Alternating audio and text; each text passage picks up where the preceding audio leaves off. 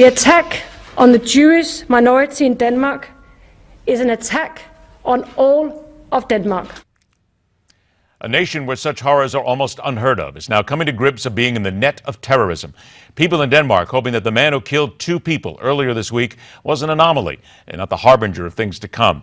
This is we are beginning to see a pattern that is very likely being copied around the world, one of where these killers get their ideas from others and possibly their training in places where they should be spending time. Let's welcome into MidPoint the political correspondent for TV2 in Denmark. Following the investigation and the aftermath, Olav Christensen joins us today. Olav, thank you so much for being here. Welcome.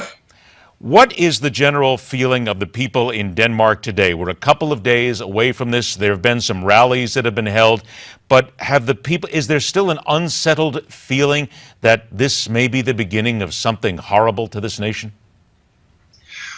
Well, people are still shocked. They maybe weren't surprised because we have been waiting for this ever since the famous cartoons were published years ago.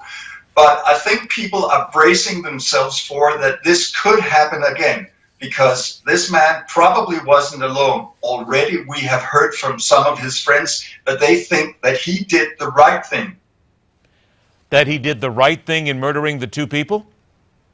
Indeed, yes. They think that the first person who was the target probably at the public rally was a cartoonist, a man from Sweden called Lars Vilks. And they said he had desecrated their prophet by drawing him as a dog. And they said when somebody does that, they are entitled to be shot. It's good if somebody does that.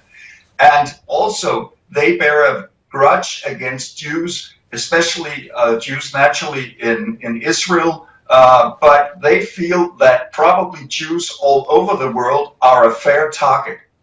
This is a young man who apparently had just come out of jail recently, and I have seen several reports and been reading up a little bit on this. There seems to be a thinking process that he was not radicalized until he got into jail, and then he came out afterwards. Perhaps someone in jail turned him into what he is today. Is that being considered as a very likely scenario? And then what does that say about the people in your jails and what they're allowed to do in helping to radicalize others who could become free and carry out their will? That's indeed one of the very disturbing informations that have come out of this investigation so far. A lot of his friends who knew him before he went to prison say that he wasn't radicalized at all. He was just a petty criminal. Then he came out of prison and apparently was so radical in his views that he carried out this thing. And of course, this is one of the things that Danish politicians, they focus on.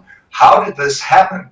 And the most disturbing fact is that the prison officers in the prison where he was did say to the Danish intelligence services that here's a young man who has some very radical views. They had picked that up and they informed the police intelligence service, but apparently the police didn't do anything about it. The Danish police, then, it would seem from what you're telling us and what we're hearing, they did drop the ball. Have they taken responsibility for this? Have they reacted to these accusations? They have acted, but they said, and they haven't specified why they say this, but they say that the information they got wasn't of such a disturbing nature that they felt that this man should be under 24-hour surveillance. They said that they didn't anticipate him to do a thing like this, and that's why they didn't do anything. Olav, I want to read your comment here, and this is from Magnus Ranstorp. He is of the Swedish National Defense College. I have about a minute or so left here. He says, and I quote, "There is a closer nexus between immigrant criminal gangs and violent extremists in Denmark than anywhere else," unquote. That comes as something of a shock to many of us from afar because we certainly didn't think that something like this was happening in Denmark. Is he saying something factual here? I think he might be right that things are going on in our prisons that really we don't want to hear about, but that we should be concerned about. Because what seems to happen is that these young criminals enter the prison service and then they meet there people who are ready and able to turn them.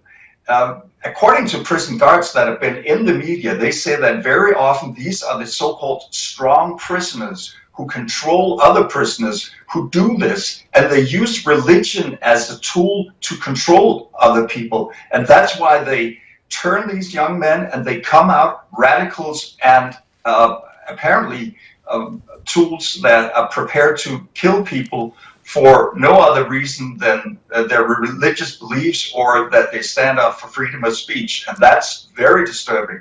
We look so outward sometimes, it would seem that now we're going to have to start looking inward at the prison systems to find where these people may indeed be coming from. Olav Christensen, I want to thank you very much for spending a couple of moments with us.